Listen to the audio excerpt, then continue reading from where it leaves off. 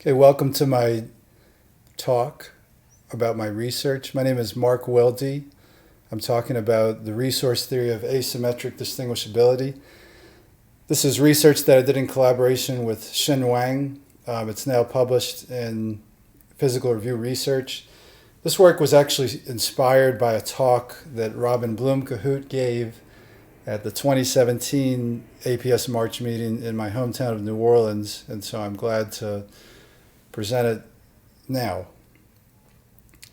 Okay, so to give you some sense of what we're trying to do, we're trying to quantify distinguishability as a resource. Why do we want to do that? Well, it plays such an important role across many fields. For example, if you're doing an experiment, you're trying to figure out if one of two different hypotheses is true, you're going to be doing repeated trials. And by doing these repeated trials, you get more confidence about which hypothesis is true. And if two hypotheses are somewhat distinguishable, then you're not going to need many trials to distinguish them, and so the experiment is going to take less time. And so in that sense, we can think of distinguishability as a resource. And a way to frame this in a rigorous setting is the setting of quantum hypothesis testing. A lot of work has been done on quantum hypothesis testing even since the 1960s. And we're continuing this tradition to frame distinguishability as a resource theory. Okay, so the main message is that indeed distinguishability is a resource that can be quantified and interconverted. There's a particular reason that we call it resource theory of asymmetric distinguishability, and I'll get to that later. It turns out that Keiji Matsumoto did work on this topic a decade ago. One thing that we do is we introduce a fundamental unit of distinguishability that we call the bit of asymmetric distinguishability. In any resource theory, such as the resource theory of entanglement, it's important to identify the fundamental unit. In entanglement theory, it's the Bell state, or it's also called the E-bit for entangled bit. In the resource theory of distinguishability, the basic objects to manipulate are something we call state boxes. That's what I'm going to focus on exclusively today. In our other papers, we talk about channel boxes and quantum strategy or cone boxes, where things get a lot more complicated. The basic tasks in any resource theory include distillation. So you're trying to take a certain object and distill the fundamental unit. There's also dilution, where you're trying to dilute the fundamental unit, the fundamental bit, to a target resource.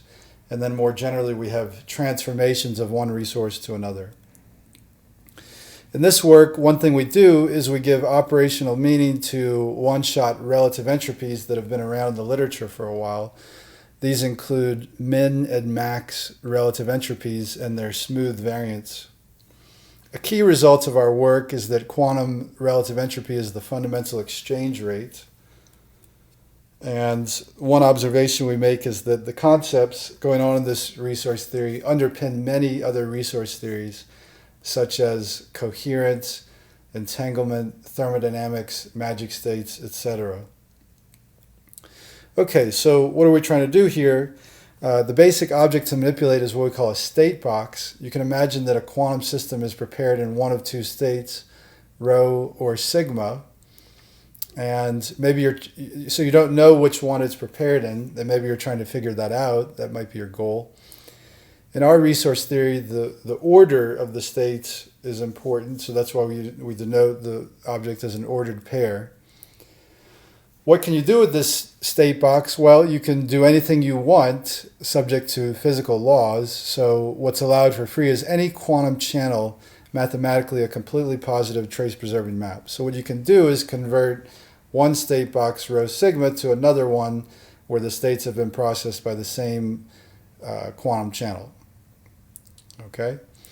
A fundamental question of the resource theory is the conversion problem. So if you're given an initial state box rho and sigma, and there's a target state box, tau and omega, how well can a quantum channel take the initial state box to the target one approximately? And specifically, we're interested in how small an error can be in the conversion of rho to tau while converting sigma to omega exactly. Okay? And since we're allowing error in the conversion of the first state but not the second state, that's why we call it asymmetric distinguishability. Okay, so we wrote this approximate epsilon notation. What do we mean by that? We mean that the two states are close, they're epsilon close in normalized trace distance. And then the approximate box transformation problem can be written as an optimization. This is how you write it down mathematically. We just talked about it in words, what it is. And it can also be written as a semi-definite program. I won't talk about that at length, but just this, you can take this to mean that you can program it in your computer in MATLAB and figure out the answer. The program can be solved efficiently in the dimension of the states. Now, we're also interested in a different variant of the problem, the asymptotic version of the problem. So we're thinking like Claude Shannon from classical information theory or Charlie Bennett from quantum information theory. So we'll fix integers n and m and a target error epsilon.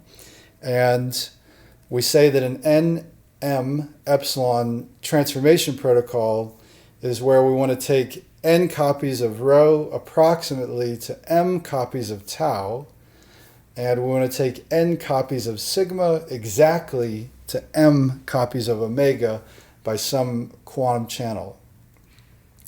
And the rate of conversion is m divided by n, so the number of target states we can make divided by the number that we started out with. So that's the conversion rate. We're trying to make that conversion rate as large as possible.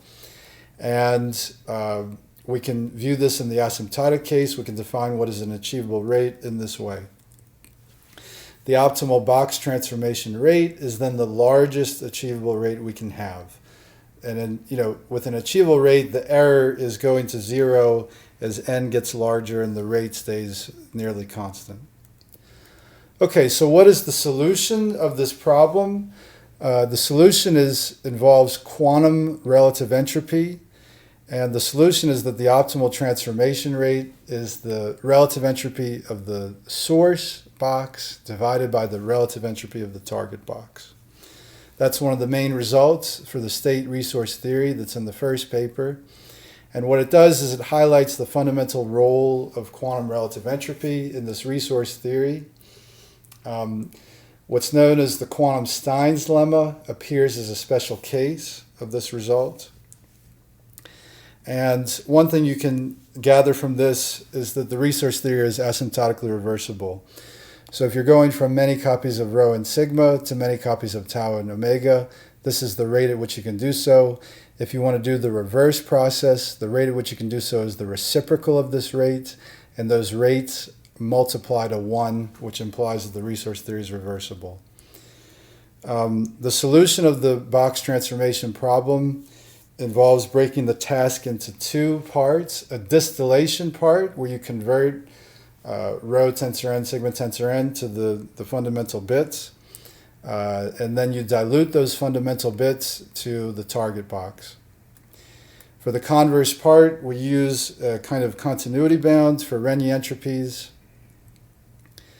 to prove optimality. The last thing I want to talk about is the fundamental unit. The fundamental unit is a box that is, the first state is 0, the second state is maximally mixed.